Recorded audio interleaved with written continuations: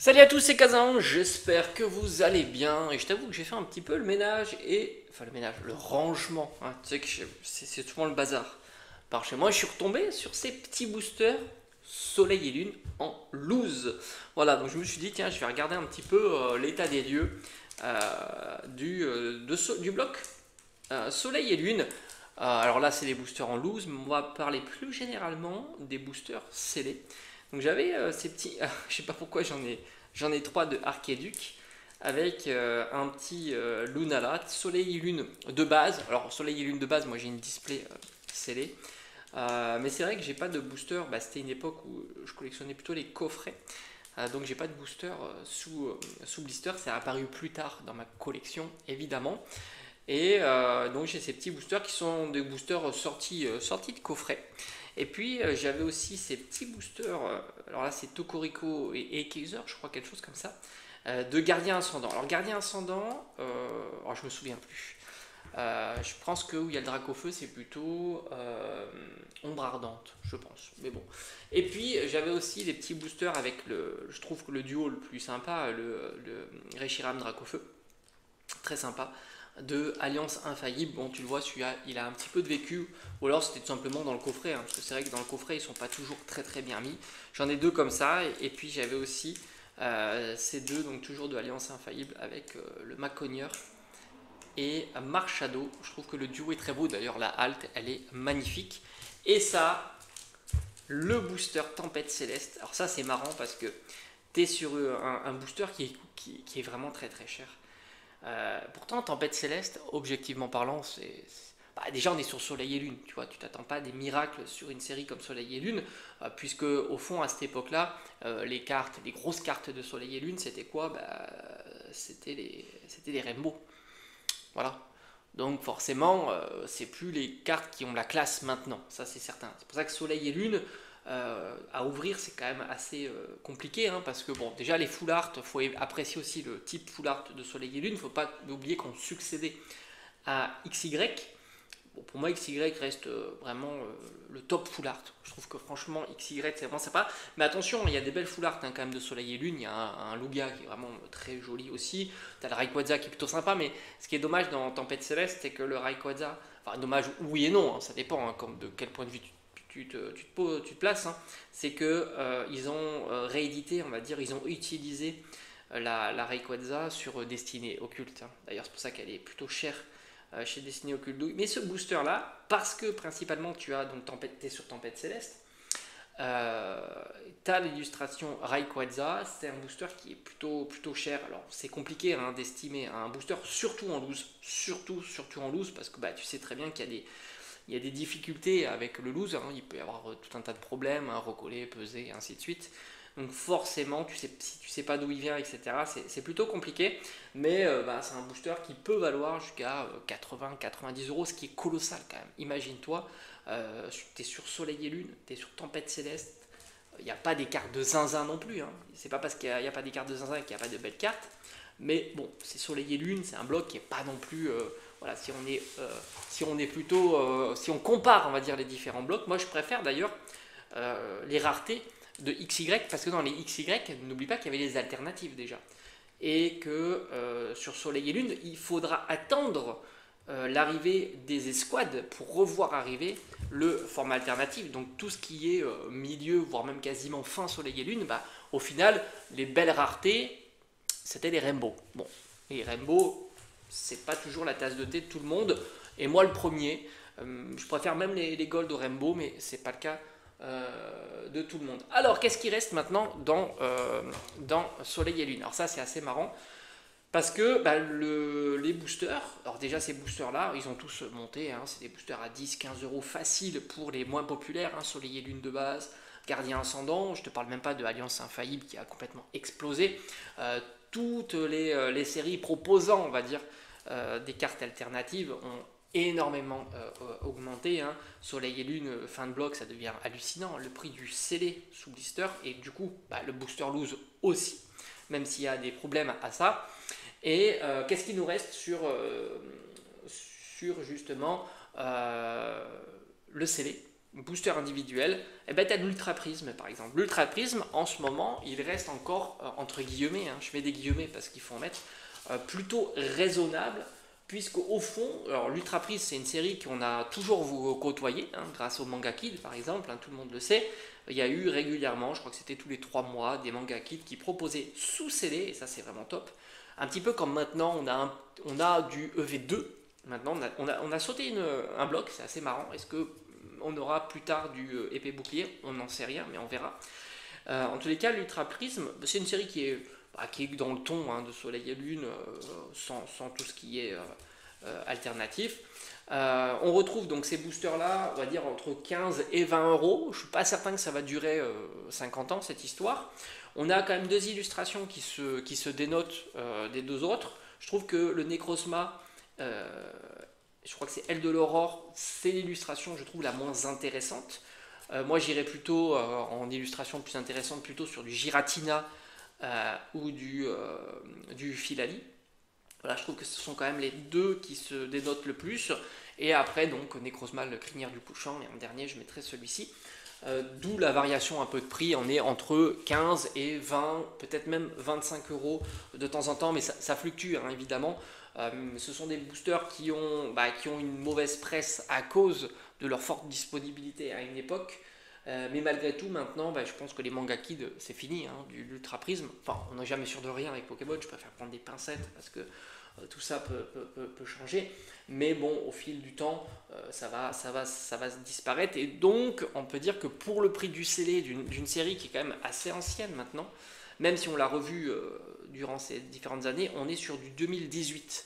Et Manga Kid, c'était pas des grosses quantités. Alors, il y a énormément de points de vente, c'est ça la différence. Mais disons que localement, toi, si tu en cherchais beaucoup, c'était pas si simple. Et on est sur du 2018, donc c'est une série qui a plus de 6 ans, donc c'est assez énorme. Je pense que c'est la série en ce moment qui est la plus abordable sur Soleil et Lune. Pour donner un exemple, du Soleil et Lune de base, on doit être plutôt aux alentours d'une quarantaine d'euros. Pourtant, là aussi, c'est pas une série de dingo. Je crois que, alors il y a quand même, je crois qu'il y a quand même du Noctali dedans à l'intérieur, je crois Full Art et Rainbow, mais enfin bon, les cartes sont pas si chères que ça, tu peux les trouver pour pas trop cher, et à cette époque-là, il y a eu quand même de belles cartes bien conservées, tout simplement. Et là, l'illustration de booster sont pas dingues, je crois que tu as un Oratoria aussi, et tu as donc le Sol Galéo. Là aussi, plus belles illustrations, on est sur Lunala Sol Galéo, mais je pense pas que ça change vraiment le game. En booster aussi encore abordable, pardon. Tu as le Gardien Ascendant. Ça aussi, c'est des boosters qui doivent tourner entre 20 et 30 euros, mais je pense que ça va être de plus en plus compliqué à trouver ce genre de booster en scellé, hein, bien sûr. Je parle en scellé. Alors là, j'ai pas été voir l'art set, mais bon, c'est plutôt assez facile, hein. Quand tu as un Pokémon qui se dénote des autres, c'est celui-ci. Pokémon populaire, évidemment. Sinon, j'ai envie de te dire, c'est celui que tu arrives à trouver. Moi, j'en ai pas. Alors, j'ai très peu comme je t'ai dit, j'ai très peu de boosters scellés de cette période-là. J'ai eu la chance de retrouver, je crois que c'était en 2020, ou je sais plus quand, enfin, tu as tout sur la chaîne, alors, c'était pas Alliance Infaillible, c'était des Harmonies des Esprits en quantité chez un Jiffy parce qu'en fait ils avaient fait l'inventaire, donc c'était des boosters qu'ils avaient pas mis à l'époque et j'ai pu les trouver pour le prix normal. Après tu as aussi donc là on a vu Gardien Ascendant 20-30 euros. Ombre Ardente, je pense qu'on est un peu plus haut. Ombre Ardente, c'est une série qui va monter, hein, Ombre Ardente, parce que je crois que c'est sur celle-ci qu'il y a le Dragofeu. En tous les cas, regarde la série où il y a le Dragofeu Rainbow. Donc forcément, ce sont des boosters qui vont être appréciés, non pas parce qu'il faut les ouvrir, évidemment, hein, parce qu'Ombre Ardente, en scellé, on doit être à 40, peut-être même plus. Je pense que ça c'est plus compliqué à trouver. Mais surtout parce que il y a quand même une image de la série via les cartes qu'il y a à l'intérieur. Voilà. C'est du virtuel, mais ça a un impact. Parce que c'est vrai que j'imagine pas, quand on parle de booster scellé qui plus est, qu'on aille ouvrir ce genre de booster scellé en 2024, vu le prix assez énorme que peut avoir un booster scellé, et par rapport à la cote de la carte, on va dire, la plus recherchée, où on est vraiment, c'est pas, voilà, c'est trop éloigné. C'est pour ça que même sur mais voilà, il y a quand même l'impact psychologique qu'il peut y avoir sur les cartes qui sont proposées, mais pas toujours. La preuve, Soleil et Lune de base, on est quand même à 40 €. Là, Tempête Céleste, on est sur des boosters. Alors, Tempête Céleste, c'est assez fou. Sur un booster de Rayquaza, on est à 150 et c'est pas impossible que ça continue à monter, hein, en scellé, hein, je parle. Sinon, on est plus bas. Hein. Tempête Céleste, on est plutôt avec les autres artworks, on est plutôt aux alentours de 60-70 €. Mais voilà, tout ça va fluctuer. Je pense qu'il y aura de plus en plus de demandes sur ce genre de série, tout simplement. Et puis qu'est-ce qu'on a? On a du Lumière Interdite encore qui reste entre guillemets abordable. On est aux alentours d'une cinquantaine d'euros. On a Invasion Carmin. Invasion Carmin, c'est la pire série, on va dire. C'est un peu comme Offensive Vapeur. J'ai l'impression qu'on a un parallèle entre XY et Soleil et Lune avec Invasion Carmin, même si Offensive Vapeur est bien mieux que je trouve qu'Invasion Carmin. Offensive Vapeur, j'estime que c'est plutôt injuste le fait qu'elle soit peu populaire, parce qu'on retrouve de jolis foulards, on retrouve quand même 2 secrets gold alternatives avec Gardevoir qui est en plus un Pokémon populaire, et Volcanion. Alors Volcanion n'est pas populaire, mais la carte est magnifique. Je pense que Offensive Vapeur, ça doit être le seul booster XY encore abordable, sous scellé. Et je dis encore abordable, mais si ça veut, il l'est déjà plus. Invasion Carmin, on doit tourner aux alentours de 20-30 €. Donc ce que j'ai l'impression en tous les cas, c'est sur les séries peu populaires, Gardien Ascendant, Invasion Carmin, encore Ultra Prisme, on se situe voilà, aux alentours de 20-30 €. Mais ça commence à faire son chemin. Tonnerre Perdu aussi, on est aux alentours d'une cinquantaine d'euros. Donc je pense que voilà, petit à petit, les boosters vont continuer à monter. La tendance, elle est plutôt forte sur le scellé. On l'avait déjà vu sur du scellé ultra récent, hein. Par exemple ces petits boosters là de Star Étincelante partir à une vingtaine d'euros, ce qui est colossal, hein. Tu imagines qu'on est au même niveau que ce genre de booster, alors que là on est en 2022 je crois, hein. Je crois que c'est début d'année 2022, ouais, c'est ça, 2022, donc c'est assez fou, mais c'est la tendance actuelle. Le scellé marche très très bien, a le vent dans le dos, est bien poussé, principalement le scellé booster individuel, ça c'est assez clair. Surtout qu'aussi, je pense pas que ça soit le format qui revient le plus régulièrement en reprint réassort. J'ai l'impression que les displays reviennent un peu plus souvent que ce genre d'item. Et puis après sur les blocs comme, alors je parle pas des ETB, hein, parce que là les ETB c'est encore plus lunaire sur Soleil et Lune, ce qui est logique parce que là on est sur un truc hyper rare. On l'a vu, hein, sur des ETB fin de bloc, Soleil et Lune, c'est assez fou. Mais sur le booster individuel, je trouve que ça a quand même bien progressé. Et puis, quand tu vois le XY, c'est aussi en train de bien progresser. On avait parlé d'Offensive Vapeur avec la comparaison des séries qui ne sont pas populaires, Soleil et Lune. Offensive Vapeur est en train de rattraper son retard. Et c'est ce qui se passe en fait, parce que du coup, qu'est-ce qui se passe quand tu as des séries qui explosent complètement? La quantité de personnes pouvant se permettre d'acheter les séries à plus de 100 €, hein, typiquement, c'est quand même, ça réduit considérablement la possibilité des acheteurs, et du coup les acheteurs se reportent forcément sur les séries qui sont plus abordables.